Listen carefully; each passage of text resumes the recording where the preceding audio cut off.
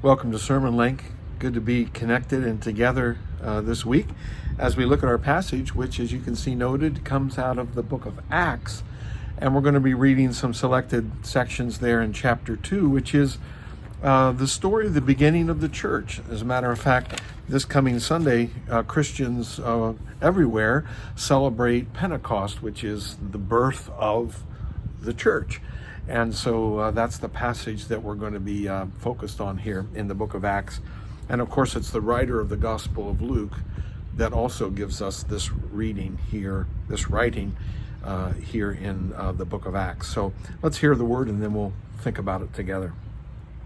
When the day of Pentecost had come, they were all together in one place. And suddenly from heaven there came a sound like the rush of a violent wind, and it filled the entire house where they were sitting. Divided tongues as of fire appeared among them, and a tongue rested on each of them.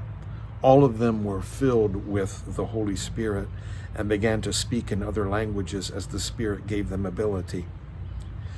But Peter, standing with the 11, raised his voice and addressed them, "Men of Judea and all who live in Jerusalem, let this be known to you, and listen to what I say. Indeed, these are not drunk, as you suppose, for it is only 9 o'clock in the morning. No, this is what was spoken through the prophet Joel. In the last days it will be, God declares, that I will pour out my Spirit upon all flesh, and your sons and your daughters shall prophesy, and your young men shall see visions, and your old men shall dream dreams. Even upon my slaves, both men and women, in those days I will pour out my Spirit, and they shall prophesy. And I will show portents in the heavens above, and the signs on the earth below, blood and fire and smoky mist.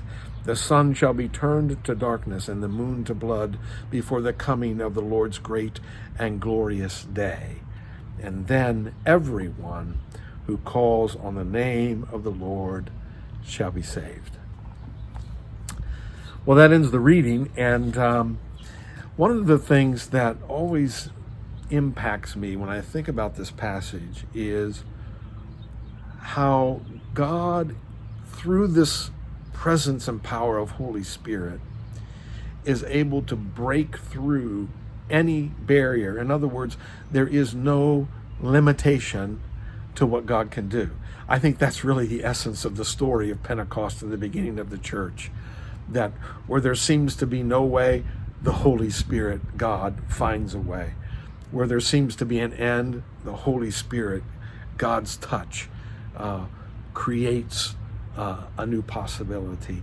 Here were the believers of Jesus, these Christ followers, huddled together, and we can suspect that it's because of fear and anxiety. They're all together in a closed-off space, and this Holy Spirit presence descends upon them, comes to where they are, and then through this ability then to speak other languages, breaks through barriers of culture.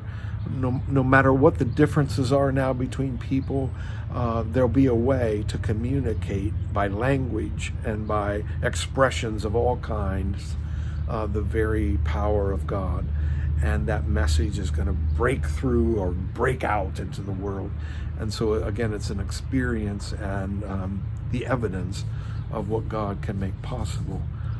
And then the sermon that Peter begins to speak is infused with the Spirit, where he says that, the old and the young will have vision, and men and women and even slaves, all will be wrapped up into this possibility of God. Again, it's a way of saying there's nothing that limits what God can do. And then finally, we ended the reading with that beautiful passage that everyone who calls upon the name of the Lord will be saved. Do you hear what that says? Everyone. Not particular ones, not certain ones, not people who meet a criteria. Everyone who calls upon God, who opens their life to Christ, will be receiving the gift that the Bible refers to as salvation, and that we can describe as God's love and God's healing and God's grace. So the beginning of the church was all about God's possibilities, and I think that's what we, the church today, need to hear too. We need to know the possibility of what God can do, particularly when we face these troubled times, these difficult times. That God's Spirit is moving and with us, and that because of the movement of that Spirit, everyone, and that includes you and me, becomes a part then of what God can make possible. I think we can see that if we look for it, where God's moving and how God's inviting us to be a part of that movement. I'm going to look for that this week. I'm going to be ready to celebrate that on Pentecost Sunday, and I hope that you are too. Friends, thanks for being a part of SermonLink this week. We'll look for you again. We're here every week, and we love you to be also. So join us. And hey, and check out our PAL UMC YouTube channel. Also, we got lots of wonderful videos and ways to stay connected in the faith there. So I invite you to visit that site sometime soon. Take care. God bless, and we'll see you next time.